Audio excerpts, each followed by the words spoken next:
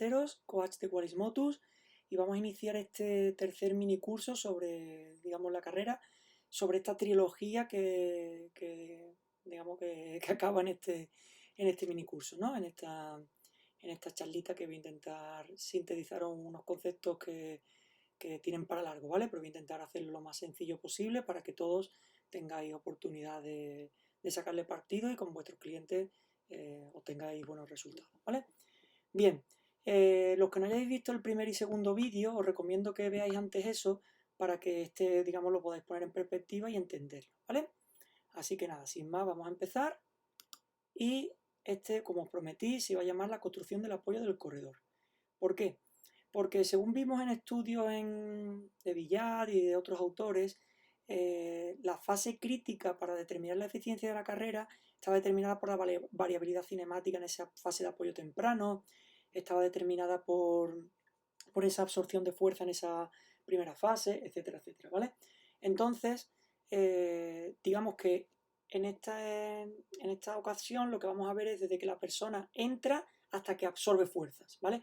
La parte siguiente, que sería la propulsión, esa os enlazo al minicurso de pliometría de Ander Formoso, que hizo en la primera oleada que tuvimos de minicursos, y lo relacionáis, ¿vale? Yo me voy a quedar solo en la parte que nos decían los estudios, que era la crítica, la clave para que pudiéramos, digamos, obtener eficiencia a la hora de correr, ¿vale? Y tiene toda la lógica del mundo. Cuando nosotros caemos, tenemos que manejar 3, 4, hasta 6, 8 veces nuestro cuerpo de fuerza, por la inercia que llevamos, porque hay una fase de vuelo, no es como la marcha que tenemos siempre un pie apoyado y luego freno con el otro, es decir, que en la carrera pues todo se maximiza más, ¿no? A nivel de capacidad. Entonces, si nosotros ahí construimos un apoyo temprano y medio estable, un apoyo seguro, un apoyo que no se va de grados, tendremos una alfombra roja para que posteriormente se genere la propulsión eficiente. Y lo podéis relacionar con intentar hacer un récord de sentadilla en un apoyo estable o un apoyo inestable. Pues obviamente todos elegiríais hacer un apoyo estable, ¿vale? Bien. Si vamos a esta diapositiva que está extraída del máster de valoración de Qualismotus, la he extraído porque para mí es una de las diapositivas preferidas que tengo de ese curso, porque sintetiza muy bien, digamos, un itinerario de trabajo, el entendimiento de fases, digamos que la readaptación o el rendimiento acaba en la optimización del movimiento, pero no solo la optimización del movimiento, sino llevándolo a una habilidad, a un contexto, a una realidad concreta, ¿vale? Entonces tenemos que entender eso, ¿vale? Bien, si vemos esta diapositiva, si os fijáis aquí pone estructura, ¿vale? Y esto yo lo voy a relacionar con, digamos, cómo está la rodilla, cómo está la cadera, cómo está el pie, porque muchas veces nos encontramos a corredores que tienen un mal apoyo, ya que estamos hablando del apoyo, y tienen una lesión en el tendón rotuliano, tienen una lesión en la cintilla iliotibial, tienen una lesión un daño en el tejido de la fascia plantar, tienen, digamos, el tejido conectivo del periósteo alterado, etcétera, etcétera, ¿vale?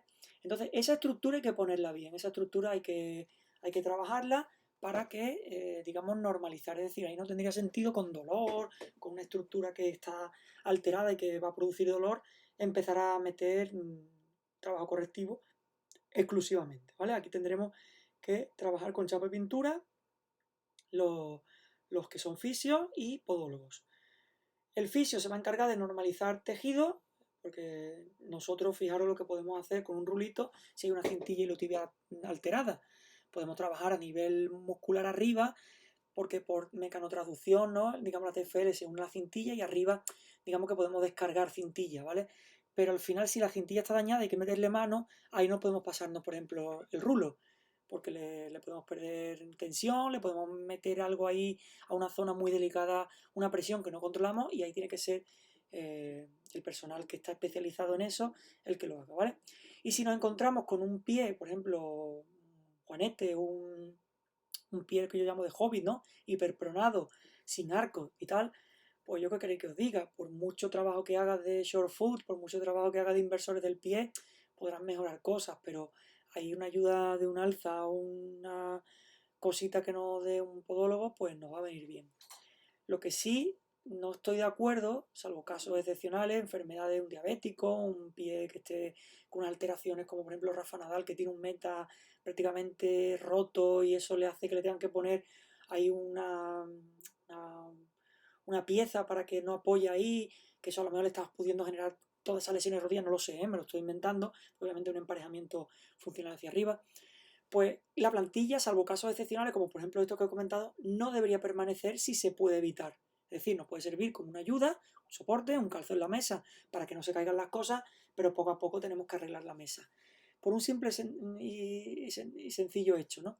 Si yo pongo una pieza a nivel del primer meta que eleva ese primer meta para controlar la pronación o a nivel de retropié para controlar la pronación del calcáneo en retro, en la parte de retro del calcáneo, de atrás, posterior, de retropié, perdón, estoy consiguiendo el objetivo, que no hiperprone, pero estoy inhibiendo musculatura que hace esa función, cuadro plantar, tibial anterior, tibial posterior, etcétera, etcétera. Y una musculatura que se inhibe ahí, se va a inhibir todo el tiempo. Entonces después podemos tener problemas cuando después vayamos a la playa y nos pongamos una chancla, cuando después esté andando descalzo, o simplemente porque ese momento de inversión de por vida pues va a generar, o durante décadas o años, nos va a generar un momento de rotación externa de cadera y podemos acabar con un síndrome piramidal, etcétera, etcétera.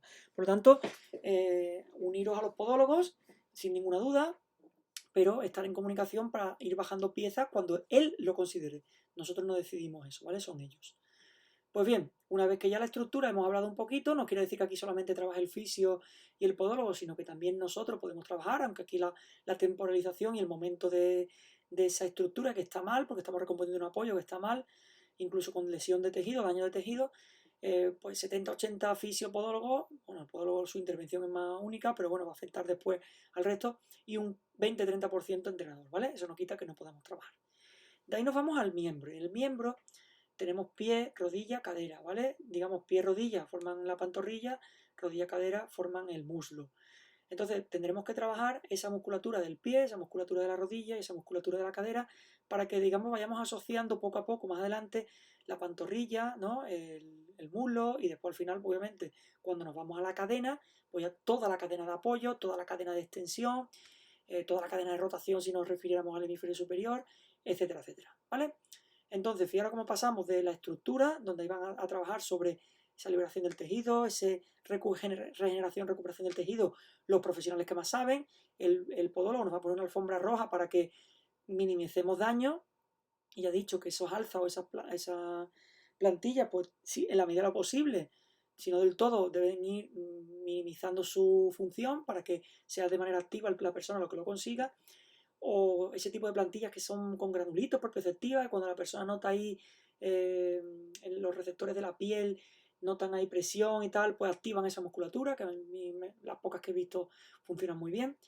Pues después pasaríamos al miembro, donde trabajaríamos musculatura del pie, la rodilla, la cadera, y por último la cadena, donde ya meteríamos el apoyo, o si fuéramos a la propulsión, la cadena de extensión. Tal. Ya de ahí, obviamente, como aquí estamos reconstruyendo un apoyo, nos quedaremos aquí, pues hablaríamos que hay el patrón, que ya sería la cadena de flexión-extensión con las cadenas de rotaciones interactuando, como vimos, una estabilizando, otra generando y otra transfiriendo fuerza, que aquí no vamos a hablar, ya hemos hablado en los minicursos anteriores. Habilidad contexto, que en la carrera están un poquito unidos, ¿no? Que sería la habilidad de correr en trail o el contexto de trail, donde ya hay un contexto distinto y ya se corre de una manera distinta porque digamos el terreno afecta, ¿no? Y por último la realidad, pues no es lo mismo correr por trail una hora que tu prueba de 12 horas de trail, donde el componente fisiológico pues obviamente te va a marcar tu forma de correr, porque obviamente 12 horas generar pliometría, figuras de 4 exageradas y tal, bueno, va a ser eficiente, a lo mejor ahí va a ser más fácil ciclos bajos de zancada y incluso talonando y cargar rápido la espiral, ¿no? Porque al final 10-12 horas corriendo es casi como una marcha, pero ¿qué queréis que os diga, no? Siempre tengo una teoría, pero es mía personal, no es científica, de que correr a más de 5 o 6 minutos el kilómetro hay que plantearse si es correr, ¿no? Porque obviamente ya ahí se van a alterar mucho las mecánicas, lo que es la carrera eficiente, ¿no? Digamos, sería una pseudo carrera, ¿vale? Pero esto es opinión personal, tomadla con pinza, pero es mía, de mis años de experiencia, y que he llegado a esa conclusión. Pues bien, tenemos que entender para reconstruir el apoyo que hay una relación cinemática entre el pie y la cadera. Es decir, cuando nosotros vemos un apoyo, hay fuerzas descendentes que van desde la cadera al suelo. Nosotros lanzamos fuerza de la cadera hacia el suelo. Una vez que apoyamos, amortiguamos y estabilizamos fuerzas, después las tenemos que volver hacia arriba. Y son fuerzas ascendentes. Por lo tanto, va a haber un flujo de energía entre cadera a pie, y del pie al empujar el suelo, por la tercera ley de Newton, nos va a devolver hacia arriba la fuerza, y por lo tanto de ascendente de pie a cadera. Entonces el flujo de energía pie-cadera, cadera-pie van a ser ascendente-descendente, y tenemos que entender que hay que, digamos, hacer bien las dos, ¿vale? Si la persona la descendente lanza fuerza de cadera al suelo, no absorbe bien fuerza, va a afectar a las ascendentes, y si la persona no propulsa bien, va a afectar a las ascendentes. Por lo tanto, tienen que ir modulándose, ¿vale? Después, importante, el papel del core como estabilizador y transmisor de fuerza.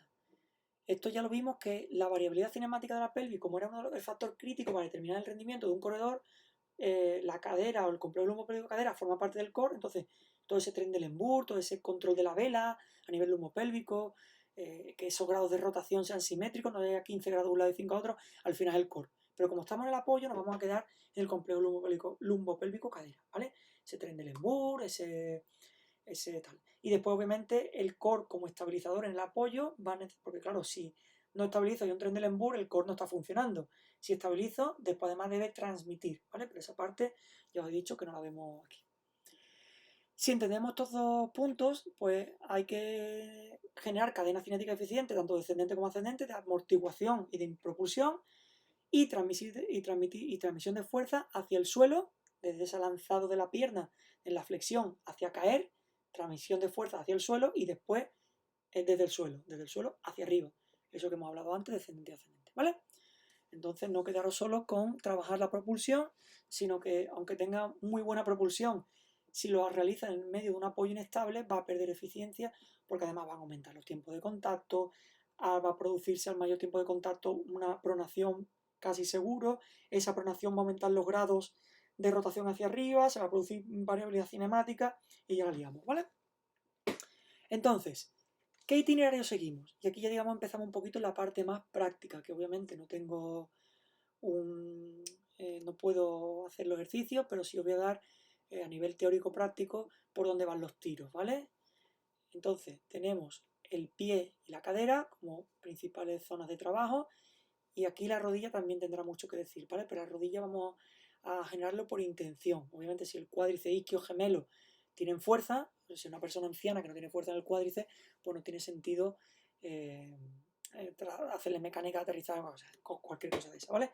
Pero si tiene una mínima fuerza, que estará relacionado con el concepto de fuerza, incluso fuerza auxiliar, pues la persona lo dejamos, ¿vale? Lo dejamos apartado, vamos a centrarnos en pie y cadera, y ahora veremos cómo.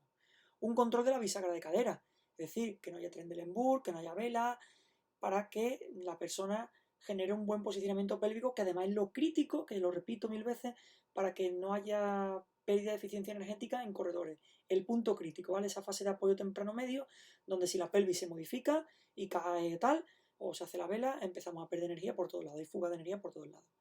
Y aquí hay que entender, aunque digamos, el posicionamiento de la pelvis de bisagra de cadera durante la carrera, porque las tibias están más verticalizadas, hay solo 10-15 grados de flexión de rodilla, no hay una triple flexo-extensión.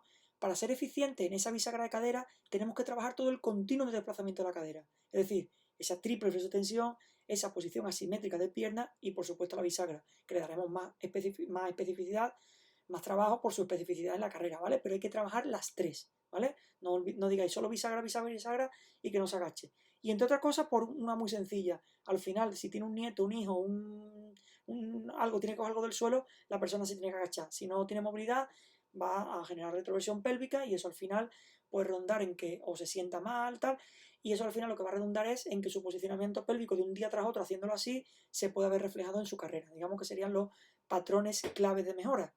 Por mucho que una persona oficinista le trabajemos su mecánica de carrera, lo primero que hay que trabajarle es sus necesidades posturales de esas 8 horas diarias sentado. Antes de corredores es oficinista, porque trabaja 8 horas en la oficina y media hora en la carrera, ¿vale?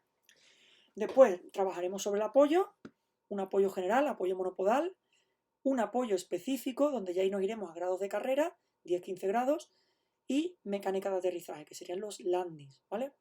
Y como veis todo, trabajo del pie, versores, inversores, tal, fuerza.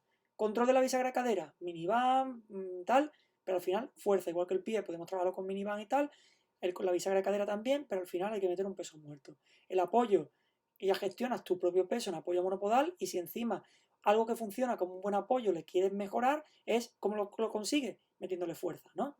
Apoyo específico, pues además, cuando flexiono 10-15 grados y realizo un drill, un movimiento en ese posicionamiento, pues estáis trabajando fuerza, porque hay un IQE, una isometría cuasi excéntrica, ¿vale? Durante a partir de 7 segundos. Y después la mecánica de aterrizaje, pues estamos absorbiendo 2 o 3 veces, incluso más si caigo de una altura, fuerza, ¿vale? Por lo tanto, la fuerza como un nexo común, no nos cansaremos de repetirlo, la fuerza vale para un roto descosido, un diabético para nivel hormonal, una persona mayor para prevenir caída, para perder peso, para ganar masa muscular, para cualquier cosa, para reducir el rendimiento, mejorar el rendimiento, reducir el riesgo de lesión, cualquier cosa, fuerza, ¿vale? Pues bien, en el pie nos vamos a centrar, así a grosso modo, en 3 cositas, ¿vale? Lo primero, el trabajo de los eversores e inversores. Fijaros, eversores e inversores. ¿Por qué? Porque imaginaros un corredor de pista típico que entra con el pie muy invertido, ¿no? Muy abierto. Obviamente entra con mucha rigidez y eso le va a provocar tensión en periósteo, tensión en peroneo, tensión en huesecillos del pie. Además después va a caer con un arco un arco de pronación enorme y eso le puede provocar tendinopatía tibial posterior, etcétera, etcétera. Por lo tanto, para ese tipo de personas que entran con el pie muy calcáneo, muy invertido, pues le va a venir bien todo ese trabajo de eversores. Va a ser peroneo largo, peroneo corto y gemelo lateral, ¿vale? Inversores, pues toda aquella persona que cae y que el pie se prona, ¿vale? El pie cae hacia adentro, se prona y pues ya se van todos los grados, aparece más tiempo de contacto, variabilidad cinemática y tal. Y toda esta gente habrá que trabajar ese control de la pronación y los inversores van a ser fundamentales en ese control de la pronación. Después el trabajo de dorsiflexión. Y me diréis, bueno, la dorsiflexión, ¿serio estás hablando de que la dorsiflexión son 10-15 grados en la carrera? No entiendo por qué a la dorsiflexión hay que darle tanta importancia. Pues muy sencillo, porque cuando tú flexionas es cierto que son 10-15 grados y no necesitas una gran dorsiflexión, pero cuando vas hacia atrás, ¿qué pasa? Pues que necesitas dorsiflexión, porque si no tienes pueden ocurrir 3 cosas principalmente. La primera, que levantes el talón antes y hagas una carrera en lo que se llama un early heel lift, un levantamiento temprano del talón, lo que haga que al ir para atrás levantes el talón antes y hagas una carrera en salto, en plan caperucita. Y uno de los factores determinantes del rendimiento, los que corrían más rápido, vimos un estudio en el curso anterior, eran los que tenían menor oscilación vertical del centro de masa. Por lo tanto, fijaros cómo una mala dorsiflexión te puede provocar una mala, digamos, gestión de ese vector horizontal, vamos, vertical y tal. Por eso a mí me gusta cuando tengo un cliente y ya empieza a correr, ponerle tramos cortos de carrera para que no haya fatiga y que pueda mantener esa digamos, y meterle más velocidad, ¿vale? Haya menos fatiga, obviamente, puedan, digamos, trabajar con velocidades altas de carrera, no a 10 por hora en una cinta durante 20 minutos, sino prefiero que vaya a 13, donde va a haber menos tiempo de contacto, donde va a haber menor oscilación vertical del centro de masa, porque obviamente al haber menos tiempo de contacto va a ocurrir eso, y digamos se va a producir una carrera más eficiente, ¿vale? Y para que no se fatigue, tramos de 1 minuto corriendo, 1 minuto andando, los cacos, ¿no? Y por último, el trabajo del arco plantar y musculatura intrínseca del pie. Pues ya nos dijo en estudios de Bosch, de Brigot, hablan de que si tú tienes un arco plantar que cae más de 10 milímetros durante la carrera, pues adiós elementos elásticos, ¿no? Se pierde eficiencia. Si tú tienes una musculatura intrínseca débil, cuadrado plantar, lumbricales, pues vamos a tener problemas. ¿Por qué? Porque cuando tú atacas el suelo, ahí se producen vibraciones y aparte hay pronación y tal. Entonces, esa musculatura intrínseca del pie es la que nos va a cortar esas vibraciones, va a producir una contracción isométrica para frenar esas vibraciones y que no se produzcan, digamos, excesos de tensiones y movimientos, que además se van a repercutir a nivel ascendente hacia el periósteo, por eso aparecen esas periostitis, etcétera, etcétera, ¿vale? Y por eso las medidas compresivas, hay ciertos estudios que las avalan como, porque te generan una compresión y eso genera, digamos, una isometría, ¿vale? Digamos que te ayudan a generar esa isometría. Es como un diapasón donde tú se está moviendo y lo frenas generando un empuje hacia el diapasón en ambos lados y lo frenas, ¿vale? Entonces toda esa musculatura intrínseca tiene que estar bien. El lumbricales principalmente para generar esa isometría, el cuadrado plantar porque es el que genera el arco y tal. Y además tiene una cosa muy importante. Cuando tú mantienes el arco, se produce una activación de la deep frontal line, ¿vale? Flexor corto el dedo gordo, bajo el primer meta, se conecta con el tibial posterior que llega hasta la rodilla, se conecta con el aductor con suelo pélvico por conexiones faciales se conecta con diafragma baja por los pilares del diafragma hacia la musculatura profunda de la cadera, obturador, gémino, tal, incluso el psoas por ahí. Después la musculatura profunda de la cadera se conecta con glúteo, las fibras posteriores laterales del glúteo se conectan con la TFL con la cintilla con el peroneo y el peroneo abajo en la planta del pie con el tibial posterior y al final fíjate cómo se aparece otra cadena que es la línea espiral, ¿no? Entonces se produce esa deep frontal line que es la primera cadena estabilizadora en un apoyo y además con esa cadena espiral donde peroneo, tibial anterior tienen también mucho que decir, ¿vale? En esta cadena espiral, peroneo, tibial anterior, no tibial posterior. Pues bien, y ahí tenéis un poquito por qué hay que trabajar toda esa musculatura intrínseca, etcétera, etcétera. Y ahora después tenemos, digamos, esta fase primera, el trabajo del complejo lumbo-pélvico-cadera. Trabajo de la movilidad de la cadera en 360, flexión, extensión, abducción, rotaciones, porque fijaros, cuando hay un apoyo hay un momento de flexión que hay que contrarrestar con un momento de extensión. Hay un momento de ADD que hay que contrarrestar con un momento de ABD. Y hay un momento de rotación interna que hay que contrarrestar con un momento de rotación externa. Y cuando extendemos, al revés. Hay un momento de extensión, hay un momento de rotación interna y hay un momento de otro, ¿vale? De ABD, ¿vale? Que hay que contrarrestar. Entonces al final la cadera tenemos que darle movilidad en 360, por lo menos para que no haya restricciones que nos impidan generar esos grados, porque es cierto que cuando yo genero la extensión, la flexión se va a producir gracias a la flexión. Por eso no tiene sentido ponerse una goma en la rodilla y hacer el movimiento de carrera, ¿vale? Porque, salvo que sea para movilidad, ojo, para movilidad de cadera sí, pero para imitar la carrera no tiene sentido, porque la carrera, en el momento que yo genero una extensión, eso va a producir un estiramiento del uso neuromuscular de los flexores de cadera y cuando suelto del apoyo del suelo, al soltar, es como una goma, suelto la goma y las piernas se van a lanzar hacia adelante, ¿vale? Es el scissor reflex que habla Bricot en su libro de biomecánica, postura y rendimiento, ¿vale? Y por supuesto estabilidad, porque obviamente voy a tener que absorber 3-4 veces mi peso cuando apoyo, mi masa, y tengo que tener estabilidad en glúteo medio, tal, ¿vale? Pero ahora veremos que le ayudará a la rodilla bastante. Bien, pues avanzamos. Nos vamos a una siguiente fase que sería el apoyo. En el apoyo lo determinante es el control de la eversión-inversión, donde ya como es dinámico, el apoyo digamos va a ser no en un pie, sino ya en un pie en transicional o en dinámico. Ahí van a venir muy bien los trabajos de espirales, ¿vale? El trabajo del foot triple, talón quinto primero, que incluso en minimalismo son todos, ¿no? Talón cuarto, quinto, cuarto, tercero, segundo, primero. Y me diré, ¿talón? Sí, porque estamos recomponiendo un apoyo, ya iremos al apoyo específico, ¿vale? Después tenemos también los wall drill para trabajar ese apoyo específico con 5 grados de dorsiflexión, etcétera, etcétera, ¿vale? De flexión plantar, perdón.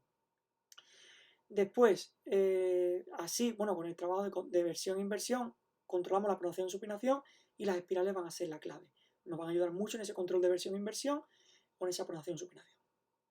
Bien, lo siguiente es generar plataformas estables. Pues hago ese control de versión-inversión que hemos hecho antes, esa espiral, y después lo que hago es generar empuje al suelo para, al empujar el suelo, me genera fuerza por la tercera ley de Newton de acción-reacción, me genera fuerza hacia arriba y mantengo la postura, el atractor principal de la carrera, que es lo que me interesa, que la postura no se desmorone. Por lo tanto, ya estamos influyendo además sobre el atractor a través del apoyo, ¿vale? Y aparte, si después voy a propulsar, voy a necesitar que tenga una buena plataforma estable, ese apoyo sea correcto, para desde ahí generar una palanca rígida, que sería el movimiento del levantamiento del talón y correr hacia los dedos, el Windlass Mechanism, ¿vale? Entonces tener una palanca rígida que me permitirá, junto con la descarga de elementos elásticos a través del tejido conectivo, tendón de Aquiles, etcétera, etcétera, incluso cintillo tibial, me permitirá generar esa propulsión eficiente. Después pasaremos a un apoyo específico, donde ya nos vamos a ir a grados específicos. Pues que este chico que está ahí en la foto, que es el apoyo que os he hablado antes, ahora flexione la rodilla 10-15 grados. Y estos dos, la generación de la plataforma estable con ese apoyo y el apoyo específico, está relacionado con el concepto auxiliar de fuerza. Si ese apoyo se ha recompuesto, vamos a meterle carga. Pues que tenga una pesa en el bolsillo, la lleva al hombro y suba. Pues ahí estamos transfiriendo en la misma pierna de apoyo. Estamos transfiriendo toda la fuerza desde ese apoyo hacia el eje vertical. Estoy potenciando ese eje vertical que lo voy a necesitar cuando aterrice, ¿vale? Y si lo pongo en el lado contrario, fijaros qué efecto produce. Es totalmente contrario. Lo que estoy generando es, al meter peso, masa en el lado izquierdo, estoy llevando la cadera hacia ese lado, en un momento de Trendelenburg, digamos, ¿no? Entonces estaremos trabajando más sobre ese control del core o esa bisagra, ¿no? Esa estabilización del sistema. Y frase mía, entender el apoyo como algo más que para corredores, es decir, para una oficinista, por aquí vais a tener que pasar con cualquier persona que su movilidad dependa del mismo, o sea, alguna silla de ruedas o alguien que esté incapacitado en la cama. Por lo tanto, el apoyo es algo más que para corredores, pero teniendo en perspectiva que es la base fundamental, los fundamentos del corredor, en los fundamentos de la carrera va a estar en el apoyo, ¿vale? Para que pueda ser eficiente. Y nos vamos ya a la última diapositiva, que son las mecánicas de aterrizaje. Y las mecánicas de aterrizaje nos van a ayudar para absorber y estabilizar fuerzas. Y ojo, nosotros venimos de una fase de marcha donde hay un pie apoyado, genera una propulsión y con ese pie apoyado frenamos. Es sencillo, aunque obviamente que absorbe fuerza, digamos que es tu peso 1,5. Pero cuando nos vamos a la carrera hay fase de vuelo, no hay apoyo y venimos con una inercia que se va a llevar un 3-4 veces body weight, ¿vale?